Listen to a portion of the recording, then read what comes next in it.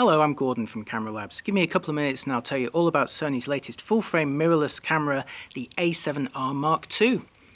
Here it is, the A7R Mark II. By name, obviously, it's the successor to the original A7R, and it bumps the resolution up from 36 to 42 megapixels. But in many respects, this camera, Sony's fifth full-frame mirrorless, is a kind of combination of the three existing product lines. By using a new back-illuminated CMOS sensor, it can offer very high sensitivity, so in that respect, it could be seen as almost a successor to the A7S. And with decent autofocus and continuous shooting performance, maybe it's also an A7 successor. Now, this camera does inherit much of the body design and built-in stabilization of the A7 Mark II. But there's a couple of really interesting things about it that I want to talk about briefly in this video. First of all, anybody who is familiar with the original A7R will know that it had quite a clunky shutter and it did suffer from some vibration issues. Sony's resolved that. Let's have a listen to the new shutter sound.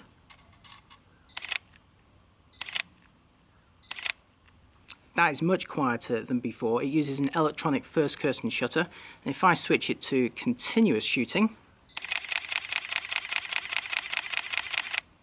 this camera is shooting 42 megapixel images at 5 frames per second, and that is also supporting continuous autofocus, so that is actually quite high performance for a camera of this resolution. And that neatly takes me on to autofocus, because this camera also has the highest number of embedded phase detect AF points of any mirrorless camera, no fewer than 399 of them, covering almost 45% of the frame. Now, what makes this particularly exciting is how well it works with older lenses for me. While Sony is increasing the number of native FE mount lenses, I was very curious to see how this camera would perform with older A mount lenses and even adapted lenses, for example, from Canon.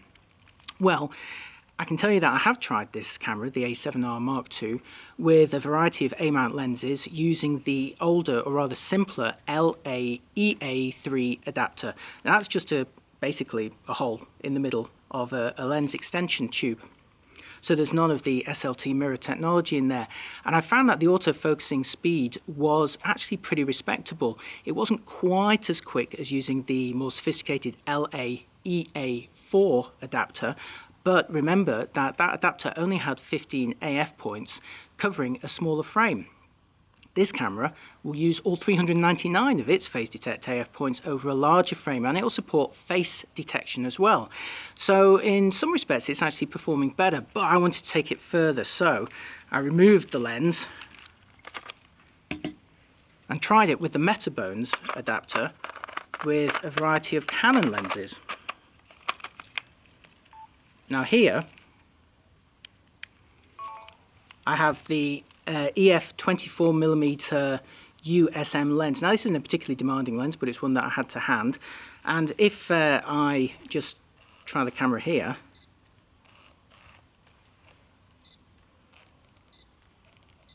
you can hear it.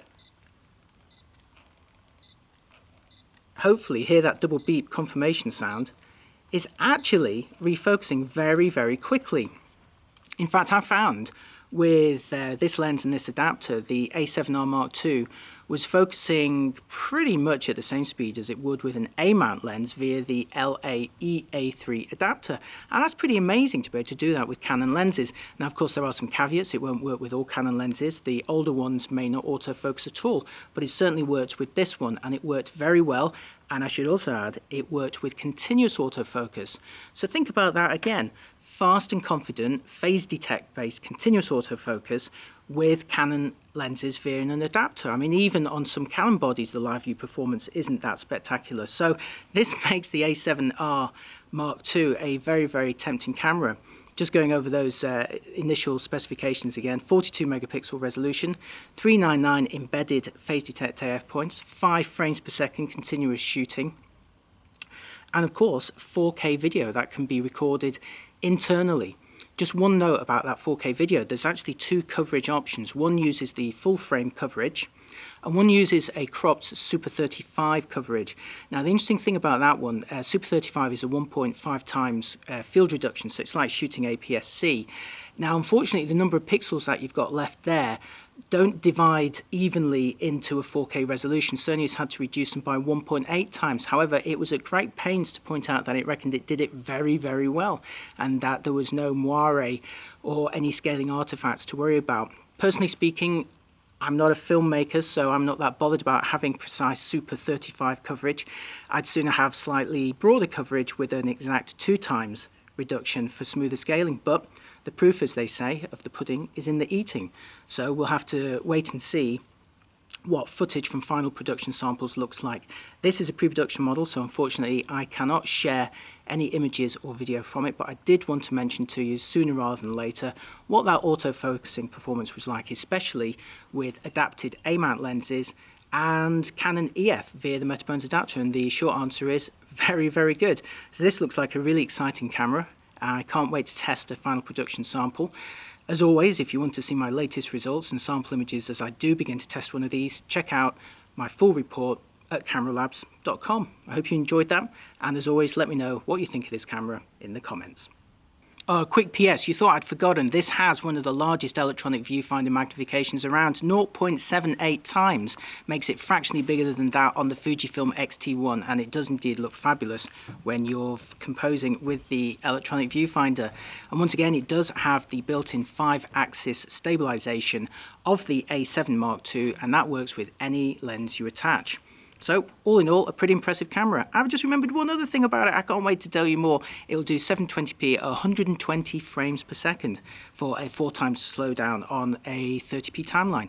So, all in all, an extremely impressive model. Sony's raised the bar from what we can expect from a mirrorless camera, and even though it still doesn't have a touch screen, it has pretty much everything else.